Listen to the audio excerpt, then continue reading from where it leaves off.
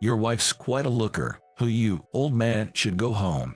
4 men, probably gangsters, surrounded me and Catherine. The one who seemed to be the leader, with a bowed head, shoved me hard, and I landed on my butt on the concrete. Though I wasn't hurt, there was no guarantee they'd let me off even if I apologized. It would be easy for me to take them down, but in front of Catherine, I couldn't just do that. As I was assessing the situation, the person who stood in front of me to confront them was none other than Catherine.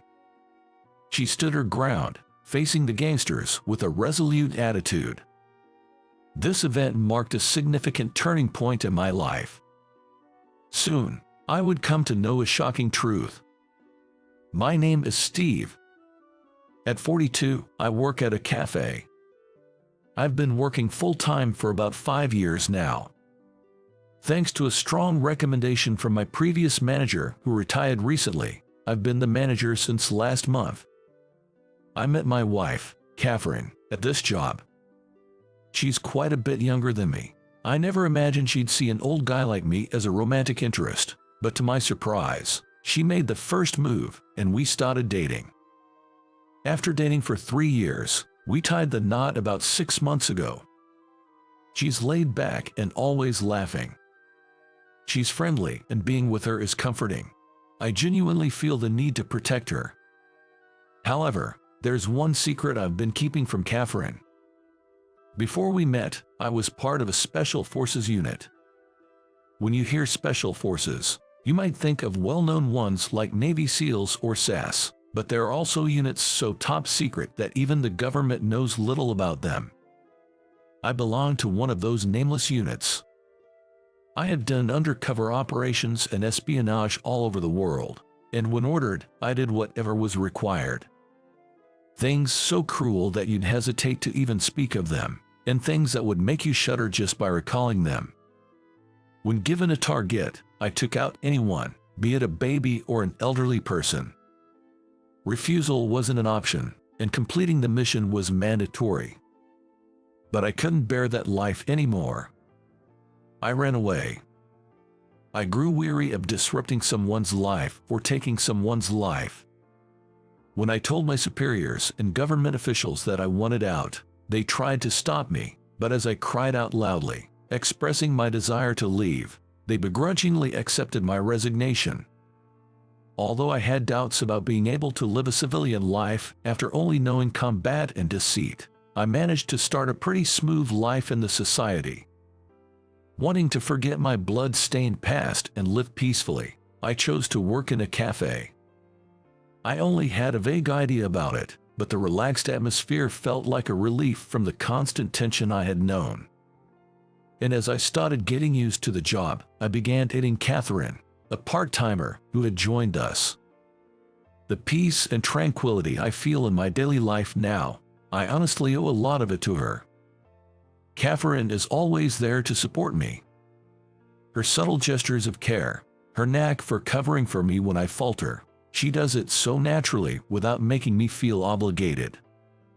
Sometimes, she's so mature that it's hard to tell who's older between us, and her sociable nature often helps bridge the gap between others and me. At times, I feel guilty for keeping secrets from someone like Catherine. But I can't tell her. She must never know. I just don't want her to be disappointed in me. Then, one day as September was drawing to a close, "Steve, there's a man who'd like to speak with you," said a new part-time employee, pointing towards the table closest to the entrance. "He wants to speak with me. Get the manager." It's surprisingly common for customers to spout the same complaints, but most of them calm down once they've been heard out. Weathering the so-called 6-second peak of anger with humility, and then closing the conversation in a gentle tone. That's the basic approach to handling complainants, as the previous manager taught me. I head towards the table, rolling my eyes internally. "Sorry for the wait. I'm the manager," and, upon seeing the man's face, I'm at a loss for words. "Hey there." The man smirks and raises a hand in greeting. "It's been a while." Through his sunglasses, I can see he's giving me a mocking look as he scans the room. So, you're the manager now. Moved up in the world, haven't you? How did you know I work here? Come on, have you forgotten our line of work? Tracking people down is our specialty, remember? He chuckles and takes a sip of his hot coffee. I don't want to remember those times. I've left my past behind. I never want to revisit it. So you're saying you don't want to see me? That's a bit cold for an old friend, don't you think? You're not an old friend, you're a former boss. This guy, Mike, was my former boss during my Special Forces days. He was also the commanding officer, and under his directives, I carried out undercover operations numerous times. Steve was ambitious to a fault. Though skilled, his abrasive methods often caused friction, leading to his eventual expulsion from the unit. I don't like beating around the bush. I'll get straight to the point. Will you help me? I decline. Haha, you answered right away. Mike, showing no signs of discomfort, laughs heartily. Come on, don't rush to conclusions. It's a lucrative offer. Your cut would be $1 billion. Even if it was $1 billion or $10 billion, I'd still decline. Listen to me until the end. You know as well as I do that we've been involved in some pretty sketchy jobs. We had numerous assignments related to the core of the government. Naturally, we came across national secrets more than once or twice. You can probably guess where I'm going with this, can't you? So, you plan to blackmail the government using those secrets? Exactly. I'm gonna get a cool $500 million. For the government, it's just chump change. I figured as much. Trying to threaten the government? That's ludicrous. But if anyone could do it, it would be him. He's always been that kind of guy. Ever since back in the day. Anyway, I'm going to have to decline. I'm working right now, so if you'll excuse me. You got married, didn't you? As I was about to stand, Mike insinuated something. You better take good care of your wife. Huh? What do you mean? Easy there, don't give me that look. You wouldn't be thinking of making a complaint against a customer now, would you? Staring down Mike, who was grinning maliciously, I couldn't help but wonder. Is he thinking of using Catherine as leverage? It's hard to gauge how much he knows about me, but if he knows where I work, it wouldn't be surprising if he's aware of my family situation. After all, it's not beyond him to take hostages. He's, after all, the kind of guy who would try to blackmail an entire country. Look, I'm not asking for an answer right now. I'll be back, and when I do, I'll fill you in on the specifics. Mike, slowly rising, casually slipped a $10 bill into my shirt pocket, giving me a pat on the shoulder as he left. I noticed a part-time worker eyeing us with concern, and I just gave them a reassuring smile. With Mike's threatening invitation weighing on my mind, I found it hard to focus on work and kept dwelling on it throughout my shift. I left work a bit early and hurried home. I'm home.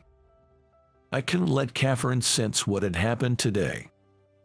Trying my best to act normal, Catherine asked. Something happened. Catherine, always keen on picking up the smallest changes in emotions, probably noticed a slight change in my demeanor. Nothing, just another day. Catherine didn't press me further after I denied her question. With a puzzled tilt of her head, a gesture that always suits me, I head to the bathroom. Submerging myself in the bathtub, I ponder over Mike's personality. That guy's dead serious. Whether he's dealing with a whole country or dragging me into the underworld. He's the kind who goes all out, takes pleasure in pushing people to the brink. That being said, I've already refused him. Even if he asks again, my answer won't change. I reckon he knows me well enough to know that, so he won't keep pestering me for a response. And while I'm eager to ensure Catherine's safety, I doubt the police will provide protection at this point. If I can't find an answer, it's pointless to dwell on it. Right now, I should focus on my work and protecting my life with Catherine. But just when I thought everything was fine, my hopes are soon dashed. The next day, as I clocked in like usual, one of the staff rushes over, flustered. Steve, there's a complaint that's a bit out of hand." From her disjointed explanation, due to her panic, I couldn't grasp the full situation. "All right, tell them the manager will be right there. Have them wait for a bit." Leaving her with that, I head to the locker room to change into my uniform. After about 2 minutes, I approach the table where the complaining customers sit and find 2 men who look like typical gangsters. "You took forever. How long were you gonna make us wait?" "My apologies. I'm Steve, the manager here." From what the staff told me, the complaint seems to be about a delay in serving their order. The kitchen staff mentioned it's only been about 5 minutes, so it seems like the customers just want to pick a fight. "I was informed by the staff that there was a delay in serving your meal." "Yeah, we've been waiting for hours. What kind of training do you give your staffs in this place?" According to the staff, they said they only kept you waiting for about 5 minutes. But if I felt I waited, that's too damn long. What's with that attitude towards a customer, huh? The bald man slowly stood up and roughly grabbed my tie. "You realize we're made men, right? You get that, don't ya?" The man menacingly leaned in close. What a hassle. Hesitating for a moment, he suddenly let go of my tie. "Relax. We don't mess with ordinary folks like you." He patted my shoulder twice and began walking towards the entrance. Another guy followed the bald man, and as I sighed in relief, they kicked over another customer's table. "This is our regular joint, you know. If we see you again, take it as a sign you want to be buddies with us, all right." I was speechless at their audacity. But I can't just stand here and do nothing. I told the other staff to call the police and approached the men. "Gentlemen, the police will be here soon. Could you please wait inside until they arrive?" But they weren't fazed. "We're from the outlaw crew. We'll let it slide today, but if you involve the police, things won't end so easily for you. Got it?" A gangster with a deep, menacing voice making threats. Indeed, I should minimize the damage. These guys aren't reasonable, and there's a real chance they won't stop at just public harassment. I stood silently. The bald man smirked, "We'll be back," and left the restaurant. I already had a headache dealing with Mike, and now the local gangsters has set their sights on me. Just as I become the manager, all these problems keep popping up. Talk about bad luck. Isn't this just a result of my own doing? Am I not just paying for my past sins? Noticing my increasing size even at home, Catherine suggested we take a day trip for a change of pace. Lately, we hadn't even been going out together much, so I quickly agreed and we headed to a hot spring in the neighboring state of Nevada. On the way, Catherine was giddy like a child, seemingly trying to cheer me up. I tried to act strong so she wouldn't worry about me. She probably noticed I was forcing it, sometimes showing a sad expression. But there was nothing I could do about it. Neither about Mike's issue or the gangsters. I felt overwhelmed by my own powerlessness. Maybe deep down, I believed I could handle anything. Was I secretly proud of my past in the special forces? Lost in these thoughts, before I realized it, it was evening. Our attempt at relaxation was a bust, and we started heading back home. And then, as if to add insult to injury, another disaster struck us, the couple. When we returned from our day trip, there were 4 suspicious-looking gangsters standing in the parking lot in front of our apartment building. I recognized 2 of them. They were the same guys who caused a ruckus at our cafe the other day. When they noticed us, they approached with smirks on their faces. "Your wife's pretty, huh? Why don't you get lost, old man?" the bald man said, leering at Catherine. I closed my eyes and sighed heavily. Just when I thought our bad luck was over, we were confronted by 4 gangsters right in front of our house. Annoyed by my reaction, a tattooed gangster shoved me hard on the shoulder. I lost my balance and fell, landing on my butt on the concrete. It didn't hurt. more than anything, the real pain was the embarrassment of showing such a pathetic display in front of my wife, Catherine. The realization sent shivers down my spine. The moment I was pushed, my usually mild-mannered wife seemed to undergo a dramatic change. Now, when I say she changed dramatically, I don't mean she started shouting or screaming. Even from behind, her expression was hidden, but it was obvious she was angry. Catherine stood face to face with a bald man who was over a foot taller than her. Something from the gangster. Without changing her tone, Catherine muttered. As the man tried to grab her, he suddenly found himself in midair. He probably didn't even know what hit him. The gangsters watching nearby probably couldn't comprehend what had just happened. As the man reached out, Catherine seized his wrist and with a swift move, using her petite frame, she threw him to the ground. It was a move similar to what you'd see in martial arts, but her technique was somehow more practical. It was precise and designed to deal maximum damage. I'd never heard Catherine had taken self-defense classes. Yet, from what I've seen during our time together, I've always felt she had wisdom beyond her years. She must have faced hardships I'm unaware of. Looking down at the man who remained seated on the ground, showing no intention of getting up, Catherine whispered in a soft voice, "Should I finish you off?" I think I could hear one of the intimidated gangsters gulp. Catherine quickly turned and rushed over to me. "Are you okay?" She gently offered her hand, and with her help, I finally managed to stand up. The smiles were gone from the gangsters' faces. They must have realized the gravity of the situation. The suspicious, and likely fearful, looks directed at Catherine were evident. Frozen in shock, the gangsters forcefully made the bald man stand and quickly fled the scene. They retreated without uttering a final taunt. "I've gotten pretty hungry. Cooking now would take some time. How about we order pizza?" It was the same old Catherine.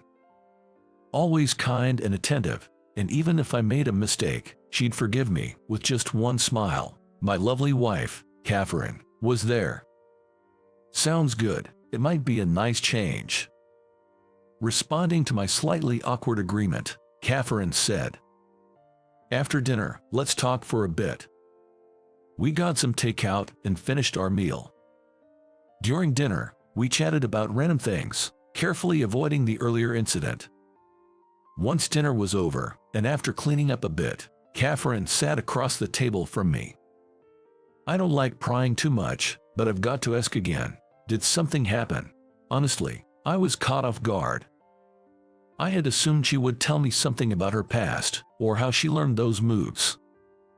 "What do you mean by something?" "I think, Steve, you're trying to keep me out of it to protect me, but remember, we're a couple." "A couple?" "Exactly right. We fell in love and became husband and wife. That's why I didn't want to disappoint her or burden her with my troubles, let alone show weakness. To me, being a couple means more than just being lovers. It's about being family. It's like being two sides of the same coin. So, if something serious is going on with you, I think I should know and deserve to know." I could tell she wasn't just saying this out of mere curiosity. She was choosing her words carefully, trying to make it easy for me to open up. "The gangsters from earlier, do they have something to do with the way you've been acting off lately?" She was always so sharp. It felt silly trying to hide anything from her, as if she could see right through me. Indeed, hiding any longer wouldn't change the situation. More importantly, since they know where we live, Catherine might be in danger, and there's a chance they might take her hostage. Actually, gathering my courage, I started to recount the events of the past few days in order. However, I wanted to keep my time in the Special Forces a secret, so I only mentioned Mike as a former boss. Listening silently until I finished, Catherine gave a nod of understanding and smiled warmly. "Thanks for sharing with me. You don't need to carry this burden alone anymore." She stood up from her chair and softly placed her hand on my shoulder. I appreciate you worrying about me, but you, Steve, should just do what you can. Whatever you can't handle, I'll take care of. So, rest easy. Catherine. She winked awkwardly and then headed back to her room. The next day, spurred on by Catherine, I pondered what I could do on my end. For now, Mike would be fine. I probably won't be reaching out to him, and unless he approaches us first, there's nothing to be done. So, my immediate concern was how to boost the sales of the cafe that had seen a drop in customers. Word spread quickly about the gangsters causing a scene, and revenues from our regulars had dropped by more than half. After all, people come to a cafe mainly to enjoy a relaxed atmosphere or to have pleasant conversations with friends or loved ones. First things first, we needed to restore that environment. I obtained the security footage from that day and visited the local police station. It appeared that the gangsters from the notorious gang had been causing quite a bit of trouble in this town, and even the police were struggling with them. I brazenly asked if an officer could be stationed at the cafe, but understandably, they declined. However, they agreed to include the cafe on their patrol route, so I arranged for that to start the next day. Then, I signed a contract with a private security firm. Even with a security guard present, it seemed unlikely that professional thugs would be deterred, but their presence would at least provide some reassurance. The real aim wasn't just to keep the gangster away, but also to make the customers feel safe. While the response of a security guard in an emergency might be limited, their mere presence would not only reassure the customers, but also our staff. The owner was initially hesitant, but after seeing the evidence, he reluctantly agreed. With that, I'd managed to create a safe environment for the cafe. Given that our place was originally popular as a calm and relaxing cafe, as long as incidents like the recent one didn't occur again, the foot traffic would surely return. That being said, merely waiting around won't bring customers in. I decided to tap into social media. However, I'm pretty clueless when it comes to online stuff, so I asked Catherine for her help. She has a wide network. I've personally met over 30 of her friends, and she apparently has over 100,000 followers on social media. Immediately, we created an account for the shop and began posting. With Catherine's help, we spread the word, and it went viral. The power of social media was incredible, and in less than a week, sales were back to what they were before. The shop is quiet but lively again, and those gangsters hadn't shown up since. I stood up to their aggressive tactics and countered their harassment head-on. It's all thanks to Catherine. Her support allowed me to foil their plans. Then, a thought crossed my mind.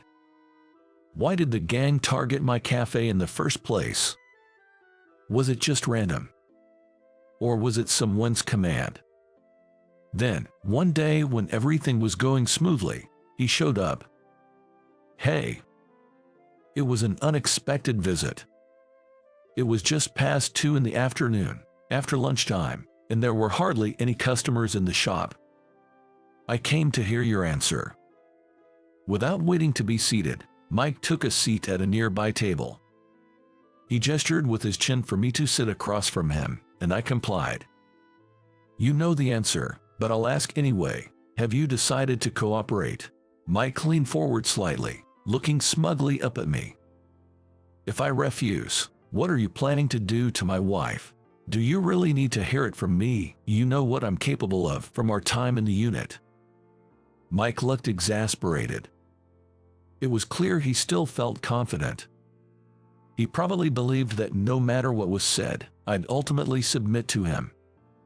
I'm not a fan of beating around the bush. Just give me a straight answer, yes or no. Of course, the answer is no. Mike paused with his mouth slightly open for a few seconds. It seemed my reply took him off guard. I see. Come to think of it, you might have been a cold-hearted guy back in the squad. I'm not sure who you're confusing me with, but it's not that I don't care about Catherine's well-being or that I won't follow you. It's quite the opposite. Opposite? How do you expect to protect your wife by turning me into an enemy by refusing my help? I'm not interested in what you're planning. Whether you swindle money from the government or whatever you decide, whether you fail or succeed, that's your business. But if you plan to harm me or Catherine, well, I have plans too. Mike's brow furrows. It's his tell when he's gearing up for a fight. I don't mind if you target me, but targeting Catherine is something I'll never forgive. She's saved me countless times before, yet I've done nothing for her. So, I don't just want to be given things, or just be protected. This time, I want to protect her. No, I will protect her. Absolutely. All right, let's save the lovey-dovey couple talk for another time. Look, in a way, we used to be boss and subordinate, right? I came here out of respect, as much as I can muster. I offered you a pretty good deal, and there's no downside to working under me again, just like the old days. You really never change, do you? Mike forces a smile, keeping his face neutral, but I can tell he's a bit on edge from my remark. What do you mean? Your emotions, they always show in your gestures and facial expressions, just like before. What's your point? No matter how self-aware someone is, they can't always control their unconscious movements. And this man, he can't take criticism or advice from others. Even if you point something out to him, there's no way he'd change. You're planning to make me the scapegoat. The information you're using to blackmail the country is probably something only ex-Special Forces personnel would know. That's why, after achieving your goal and getting the money, you'll probably pin everything on me and vanish, maybe go overseas. If they trace it back, you're worried you might get caught. That's why you chose me as your accomplice. That's just your speculation. I would never. On what basis do you say you would never? I've known since the beginning. You've always been the type to throw your subordinates under the bus. Mike just silently stares at the diner's clock. This silence is probably the best confirmation that my guess was right. I get how you feel, so you're not gonna help me, huh? I've been saying that from the beginning. With a look of annoyance, Mike let out a sigh, pulling out his cell phone from his pocket and dialing a number. The ringtone can be heard. While waiting for the other end to answer, Mike says to me, "It's a real shame. Who would have thought you were this dim-witted? I feel bad for your wife. She must deeply regret marrying a guy like you." The ringtone continues to play. Seems like the person on the other end isn't picking up. I bet you are trying to contact your current gangster's underlings, aren't you, Mike? I'm ready for whatever comes. Like I said before, if you try to harm me and my wife, I've got plans of my own. What sort of plans? Mike shickles mockingly, but after hearing my next words, his smile fades. I'll take you down. Try me. I've got no clue what you're planning, but bring it on. Even though I've retired, I was a member of an elite squad. I have ways to end someone's life ingrained in me. I swore never to hurt anyone again. No matter what, I vowed not to go back to those days. But if it's to protect Catherine, that's a different story. I'll show that I can protect her. No matter what it takes. Even if, in the end, she comes to despise me. Then, it seems the person he called finally picked up. Hey, took you long enough. Get moving, it's go time. Target the wife. Slowly, I rise from my seat. It's been a long while, so I might not know how to hold back. Well, with this guy, there's no need to go easy. I need to wrap things up here quickly and go help Catherine. I told her to take refuge at her parents' place just in case, but there's a chance they might head there too. Hey, respond. I can't right now. We're in deep trouble here. What are you talking about? We've been taken out. Our crew has. What do you mean? Explain yourself. It was that woman from before. Our crew was taken out by Steve's wife. Pathetic. And you call yourself a gangster. Did she bring some rival gang with her? It was just her alone. Help. Then the call ends. Mike seemed to be in a state of panic, but honestly, I was even more flustered. Catherine took out the gangsters. That Catherine must be some kind of mistake. Darn it, none of these guys are worth a dime. It was rare for Mike to raise his voice, but he seemed quite frustrated. I'm tired of this mess. Gonna have to plan everything from scratch. So, does that mean we won? If he's gonna back off from us, I don't feel like messing with him anymore. With this, we should finally get back to peaceful days. But there's something I gotta take care of first. Saying that, he reaches into a different pocket than the one he took his cell phone out of, seemingly trying to pull out some weapon. I braced myself, ready to react before he could aim it. Just then, several men pinned Mike from behind. Who the hell are you guys? They're from the Special Forces unit you used to be in. Emerging from behind the men, Catherine, as if to show her face to me and Mike, took off the hat she had pulled low over her eyes. Catherine, why are you here? Lure. Mike, looking more surprised than I felt, stared wide-eyed. Do you two know each other? Mike, who seemed quite annoyed, suddenly burst into laughter, responding to my question. Haha, you got me. Never thought your wife would be her. I didn't see that coming. You're even more clueless than me since you were kept in the dark. Even as he leaped to the ground, perhaps due to strong pride, Mike couldn't stop laughing. I'll tell you who she really is. She's just like you, a former member of the unit. But I am. It's no wonder you didn't know. Her primary mission was covert operations. The unit you were in had a completely different role and required different skills. Catherine was in the Special Forces. That Catherine. Seeing my confusion, Catherine smiled with an awkward look on her face. I'll talk to you later, okay, I promise. With that said, Catherine shifts her gaze to Mike. They're not as lenient as the police. Of course, American laws don't matter to them. Regular imprisonment is too soft a punishment for them. You know that, right? Damn it. If I knew you were the bride, I did wrong by those gangsters. Guess they're not ones to be messed with easily. From the outside, backup officers come in, and Mike is taken away. He seemed to want to say something, glaring at me with resentment, but in the end, he leaves the cafe without uttering a word. Catherine, I'm sorry for everything. I must have worried you. Like I said, I'll explain everything when we get home. Yeah, I'll tell you everything too. Catherine shows a sweet smile. Well, let's see off our former boss now. Yeah, we should. I silently watched Mike's retreating figure. This wasn't a moment for a salute, and I felt no obligation to give one. Sure, he had his issues, but there's no denying he was competent. There were times I admired that man.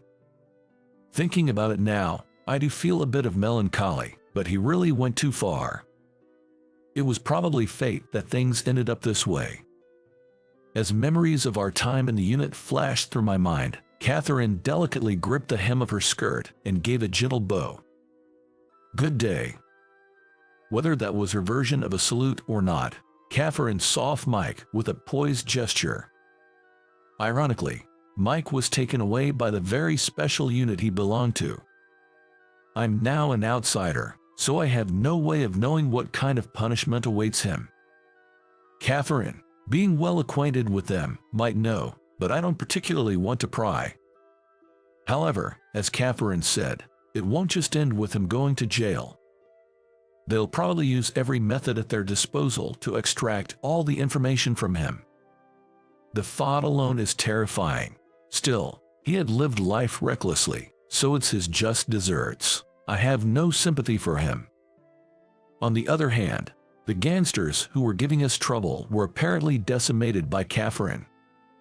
Though they weren't that big of an organization to begin with, every one of them either ended up in the hospital or jail, making the gang's survival impossible. Regarding that, Catherine said, I might have gone a bit overboard, with a cute laugh. Well, I won't delve too deep into that. Even if they were just hired by Mike for money, they deserved to face the consequences for their countless misdeeds. So, the various problems that had plagued me for days came to a close, thanks to Catherine's remarkable efforts. It wasn't just me, you know. You helped, and many others too. Catherine said modestly, but she single-handedly brought down again, while in comparison, I felt I hardly did anything. That's not it, you see. We're two halves of a whole. We're married after all. She says that while following me around, and then shows a poor attempt at a wink. That's Catherine for you. How many times has her quirky side saved the day for me? So, you knew everything about my past then. Yes, I knew it all. Just like what Mike said, she seems to have been in a different unit than me. She was extremely skilled, to the point where they wanted to retain her, even going as far as offering to lay off other team members and give her a pay raise. But then, why did someone as capable as her end up with someone like me who doesn't stand out at all? You know, I felt you were really serious. Not in a bad way, of course. I could tell you took training and such seriously, but more than that, it felt like you faced life with a lot of sincerity. Facing life with sincerity. It reminded me of the times when I was mercilessly taking so much from strangers. I ponder on her words. When you're in that line of work, sometimes you start to take a lot of things for granted, even life itself. But Steve, you always faced it head on. That's what drew me to you. So, I decided to quit and follow you. She quit because of me. I must be really hated by her superiors. And then I joined the same place you did. I could have told you the truth, but you seemed like you wanted to forget your past. I thought maybe you wouldn't like having someone around who's like a reminder of that past, but I wanted to be close, so I thought staying silent would be best. It sounds so casual when she talks about it, but the more I hear, the more I feel like a fool. I guess Mike was right. It's not like you were oblivious, Steve. It was just that I was good at my job. Just kidding. But really, just being near you made me happy, and now, we're even married. It's just so surreal. I can't help but laugh. Laugh, huh? Laughing is good. Rather than a life filled with regret and not being able to laugh, looking forward and laughing is a much better life. And I learned that from Catherine. Thanks to her always smiling at me, even when I couldn't, I've been able to live happily. It's no exaggeration to say that the person I am today is all thanks to Catherine. On the flip side, the reason I can be so cheerful is all thanks to you, Steve. Marriage is a wonderful thing, isn't it? Catherine, who's not good at serious talks, always wants to joke around. Being serious-minded, I used to always steer the conversation back, but now, I truly understand Catherine's feelings. It's like something is tickling inside my heart. But you know, despite everything, I think it was good. I feel like I can speak more genuinely than ever before, and our bond feels stronger. Those cheesy lines do suit you. Well then, let's put it this way. Nice to be with you again, huh? Leisure's mine. Holding Catherine's delicate hand, I think to myself, I'll strive to never let go of this hand. I'll stand tall and proudly by her side. In about 10 more minutes, we might lose her. In the hospital convenience store where I work, a high school girl suddenly collapsed. Seeing her, the young doctor muttered that, trembling, "I'm just a store clerk." But I felt a strong urge to help her. Her medical record. Show me your medical record, quick. I snatched the medical file from the young doctor. After thoroughly reading it, I was convinced I could do something. 10 minutes is more than enough time. With that, I took the young doctor with me and headed to the operating room. I could faintly hear the sound of a new chapter starting in my life. My name is Tony Richardson. I'm a man in my 50s, working at a hospital convenience store. That being said, I haven't been working at this store for long. It's only been about a month. Up until a year ago, I was in a different line of work. However, I faced a setback there. Tony, what are you planning to do now? I have no idea. How about I introduce you to a place? You could work there for a while till things settle down.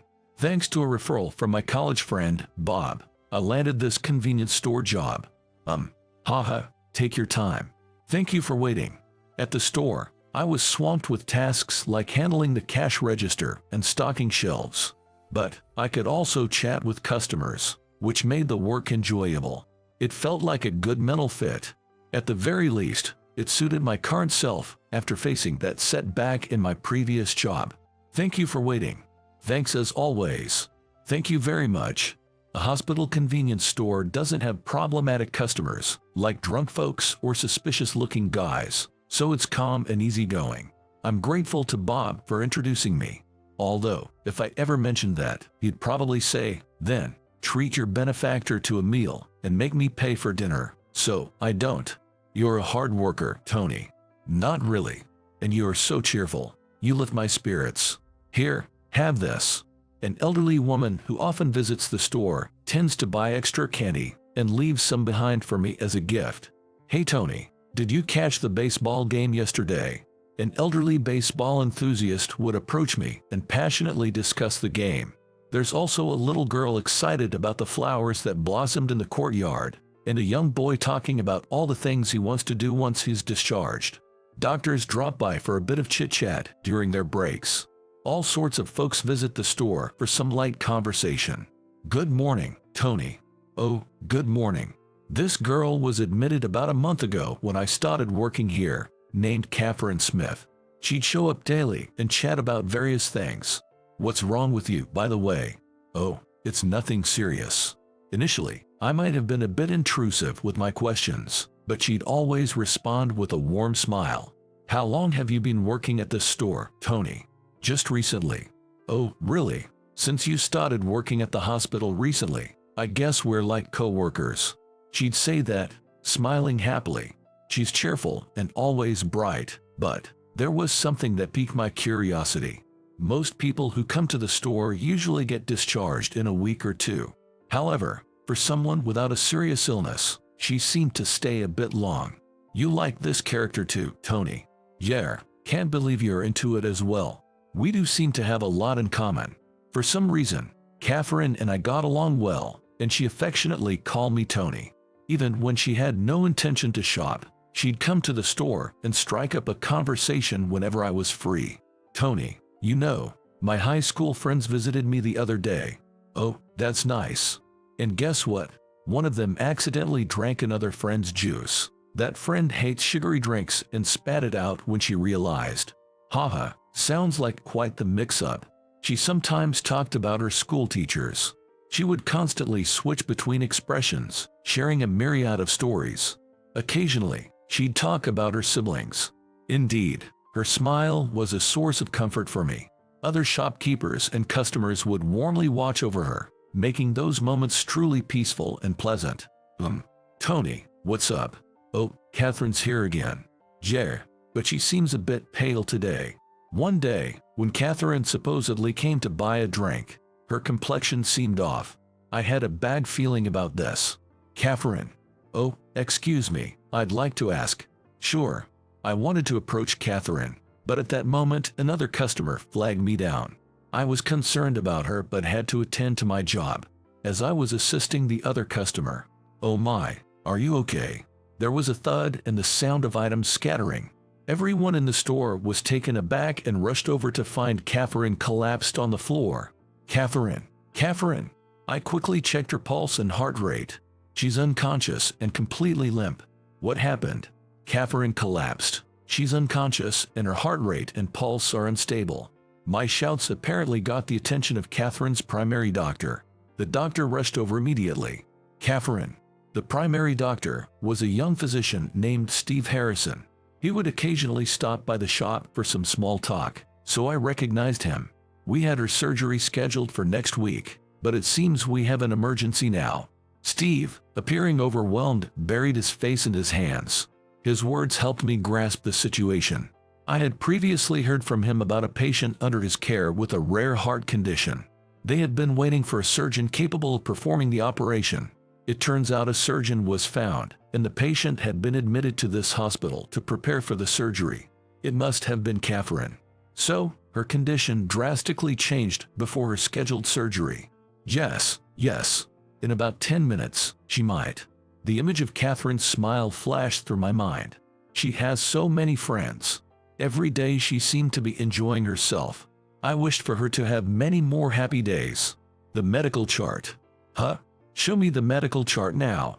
Overwhelmed by my demand, Steve handed it over. I snatched it out of his hand. I snatched it and skimmed through, determining I could do this. I'll handle it. What, Tony? With that declaration, I began to change into surgical scrubs. A flustered Steve followed. 10 minutes is more than enough.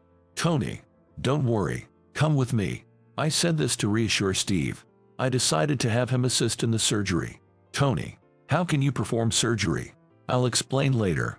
While Steve was still in shock, Catherine was wheeled into the operating room. Dr. Richardson, so you've decided to come back. The head nurse greeted me with those words. I responded with a wry smile. Tony, you were originally a doctor here, weren't you? I'll fill you in later. And not necessarily by choice. I was a bit flustered by the head nurse's comment, but time was of the essence, so we began the surgery immediately. As I declared, I removed the lesion in 10 minutes. Amazing. The head nurse commented on my incredible swiftness with the scalpel.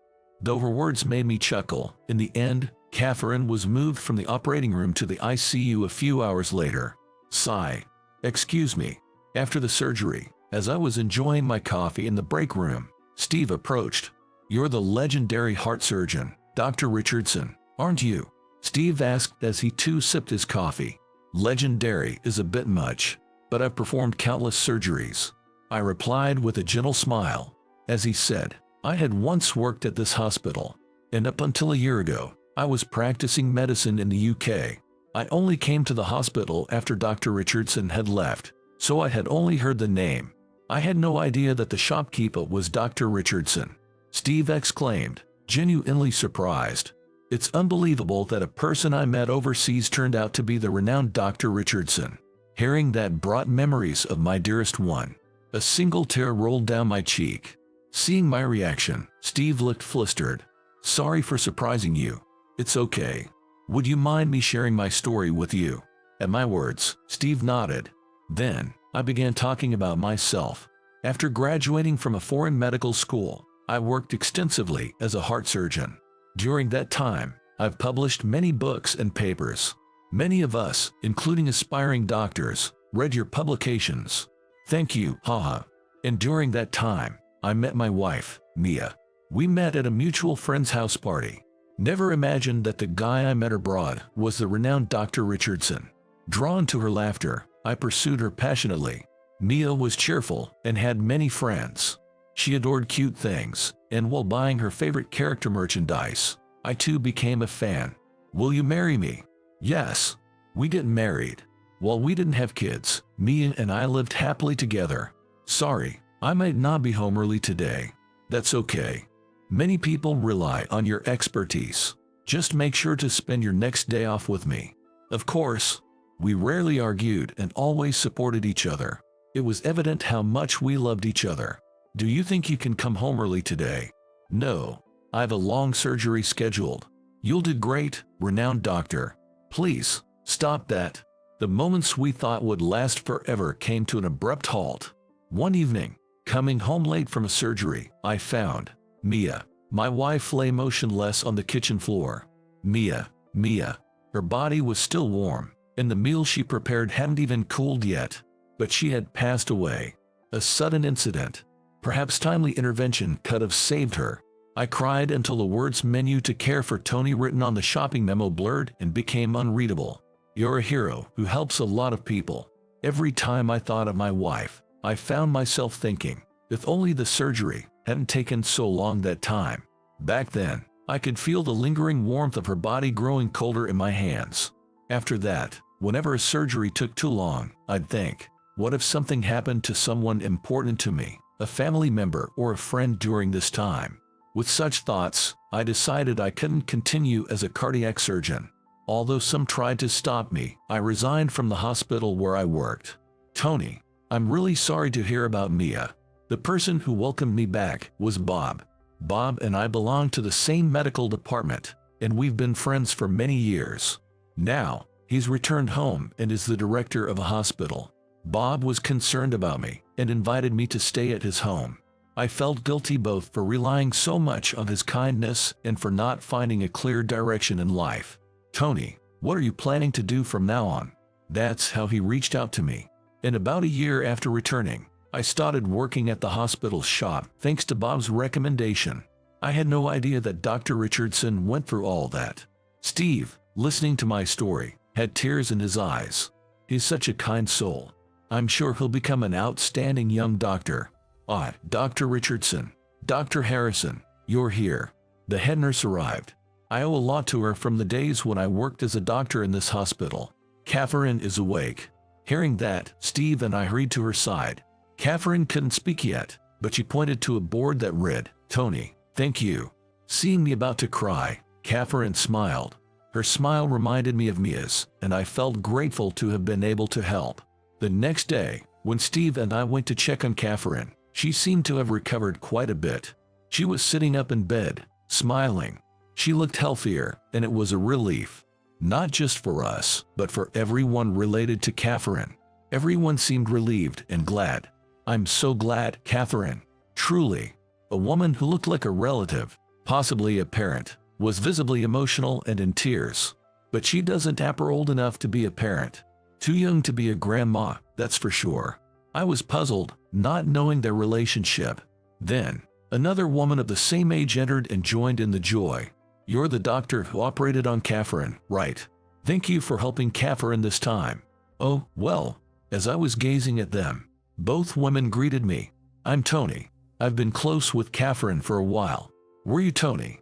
"I'm Jennifer, the director of a children's home." "I'm Chloe, a worker at the facility." Both were teachers from a children's home. They then told me more about Catherine. Catherine has been living in the facility since she was little because she doesn't have parents. Typically, most kids leave the facility after graduating from middle school, but Catherine, due to her illness, continued to live there even as a high school student. "I see. So, Catherine doesn't have a family." I realized she was talking about the kids from the orphanage when mentioning siblings. Having lost my own family just a year ago, I deeply empathized with Catherine, who never knew her real family. I couldn't help but think, what if she were my child? "See you later, Catherine. I'll meet you at the cafeteria later for a drink." "Okay. Thanks, Tony." After that, we all left Catherine's hospital room. There, I learned more from one of the orphanage's staff. Catherine once mentioned she wanted to be a doctor because of her illness, but she stopped saying it recently. "Really? Why's that?" Hearing this, my concerns grew. I assumed Catherine had stopped talking about it due to her circumstances and the high cost of medical school. If that's the case, maybe I could play a guardian angel role. That's what I thought. "Tony." "Oh, hey, Bob. How about grabbing some dinner?" Bob invited me, and we ended up having dinner together. "I heard you performed surgery on a kid with just a 10-minute window and saved them." "Yep. Something like that." "I'm glad you haven't lost your touch even after a year." Bob looked relieved and chuckled. "I'm genuinely happy for you. Seems like you've moved on." Bob had always been concerned about me. He supported my relationship with Mia and was overjoyed when we got married. I didn't have much time then, and that particular approach just didn't cross my mind. That's why I was able to help. Good timing. Think about returning to being a doctor. I don't know, but do you really think you can escape from the head nurse? Remembering the head nurse's persistent gaze, she had been asking, "When would you return to being a doctor?" every time she saw me. I guess there's no escaping her now. No chance. I know, right? I even became the head doctor because she pushed me. She has always been strong-willed. "Well, I am glad to welcome you back as a doctor." With that, Bob grinned and I returned her smile. I continued to support and watch over Catherine. She enjoyed reading my old medical books, and I wanted to help fulfill her dream. "Ah, Dr. Richardson. Chloe, just the person I wanted to see." "Yes." I approached Chloe, who was visiting, to ask if I could potentially support Catherine's tuition. Chloe looked shocked at first but then smiled happily. She's always saying things like, "Wouldn't it be wonderful if Tony was my real dad?" Hearing this unexpected revelation from Chloe, my eyes widened in surprise. Catherine always dreamt of being adopted. Learning this, I couldn't help but contemplate. My current apartment is too small, so it'd been nice to buy a larger house. Finances aren't an issue. Both me and I have always preferred activities like walking in the park or sitting by the sea over spending money. That's why we have quite a bit saved up. We could even afford to pay for a house in full. Catherine: yes. What kind of house would you like? I'd like one with a garden. It'd be nice to take a break from studying and walk a dog. Hearing her say that, I added another item to my list. To me, Catherine is something like a benefactor. She encouraged me to return to my medical career when I thought it was over. Since Catherine's surgery, due to strong recommendations from Bob, who turned out to be the director here, and from the head nurse, I've been planning to return to my medical duties soon. Catherine, how about coming to live in my house? Huh? With all my gratitude for Catherine, and hoping she might join the same profession in the future, I decided to take her in. Really, I'm so happy. Can I be like Tony's child? I'll provide for your further education, of course. I'll ensure you have a conducive environment for studying. Also, once you're discharged, let's go pick out a dog. That's wonderful for you, Catherine. Many of your dreams are coming true. Yes. Catherine and Chloe were both delighted, which naturally brought a smile to my face. Now, I need to start preparations to welcome Catherine. Bob has a daughter who lives independently. Maybe he can give me some advice.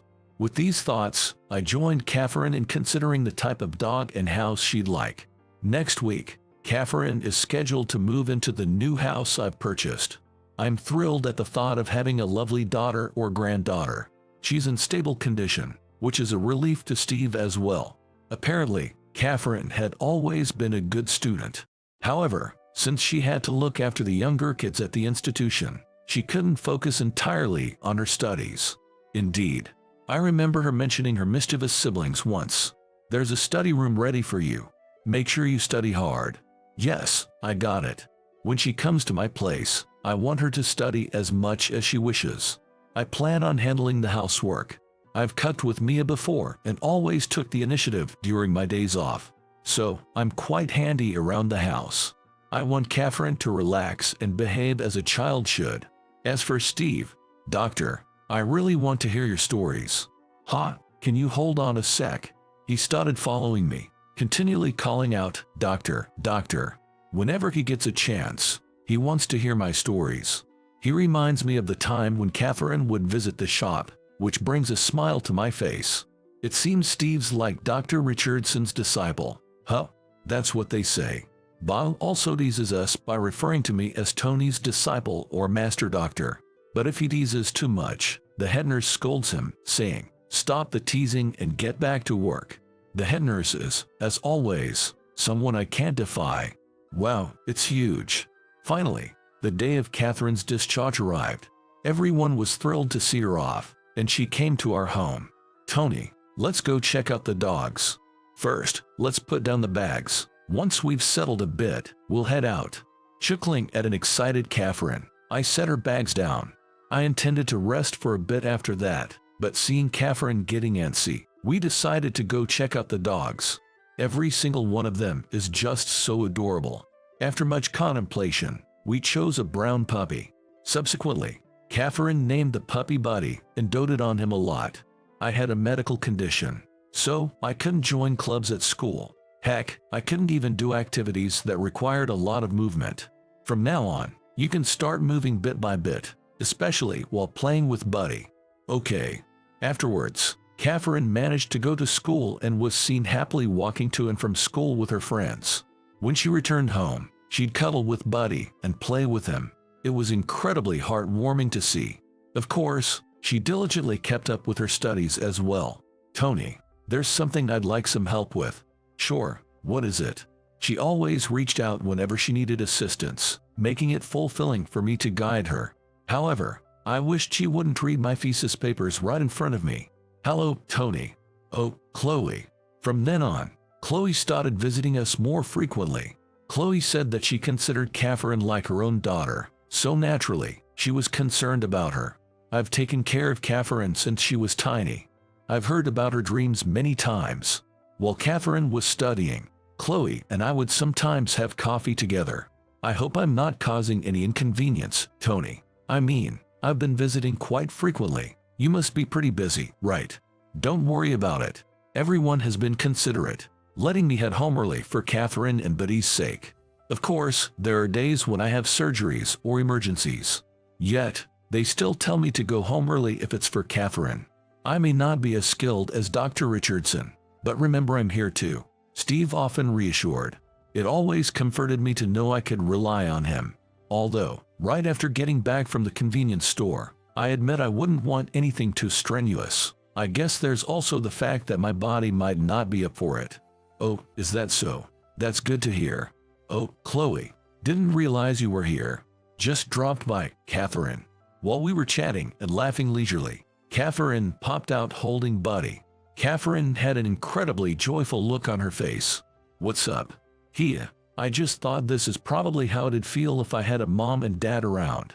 Hearing Catherine's words filled with joy, I felt a touch bashful. Tony. Yes. Is it okay if I visit on a personal note from time to time? Yes. Catherine responded to our conversation with another bright smile. After that, Catherine put in more effort than ever before, making up for all the time she couldn't. Her grades shot up, and she finally got into med school. We celebrated her success with Buddy and Chloe. It's a long journey to become a doctor, but I believe in you, Catherine. I'll work hard. One day, I'll become a doctor like you, Tony, and help many people. That's the spirit. By the time Catherine becomes a doctor, I might already be retired. But by then, Steve will be a seasoned physician, and maybe I can enjoy a quiet life with Chloe and Buddy. In the UK, I gained a lot of recognition.